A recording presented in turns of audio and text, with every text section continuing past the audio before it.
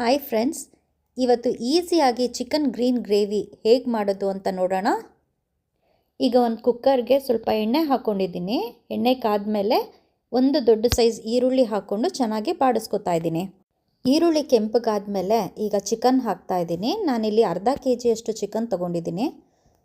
ಇದನ್ನು ಚೆನ್ನಾಗಿ ಫ್ರೈ ಮಾಡೋಣ. ಚಿಕನ್ನ ಸ್ವಲ್ಪ ಬಾಡಿಸ್ಕೊಂಡ್ಮೇಲೆ ಈಗ ಉಪ್ಪು ಹಾಕ್ತಾಯಿದ್ದೀನಿ, ಹಾಗೆ ಒಂದು ಚಿಟಿಕೆಯಷ್ಟು ಅರಿಶಿನ. ಇವಾಗ ಇದನ್ನು ಚೆನ್ನಾಗಿ ಮಿಕ್ಸ್ ಮಾಡ್ಕೋತಾ ಇದ್ದೀನಿ.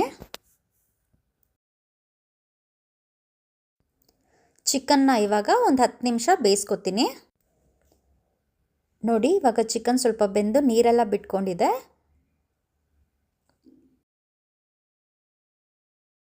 ಈಗ ಮಸಾಲೆಗೆ ಕೊತ್ತಂಬರಿ ಸೊಪ್ಪು, ಪುದೀನ, ಹಸಿಮೆಣಸಿನ್ಕಾಯಿ, ನಿಮಗೆ ಖಾರ ಎಷ್ಟು ಬೇಕೋ ಅಷ್ಟು ನೋಡಿ ಹಾಕ್ಕೊಳ್ಳಿ.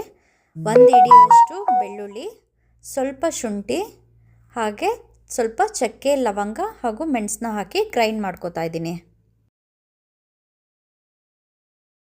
ಈಗ ಗ್ರೈಂಡ್ ಮಾಡಿರೋ ಮಸಾಲೆನ ಚಿಕನ್ಗೆ ಹಾಕ್ತಾ ಇದ್ದೀನಿ.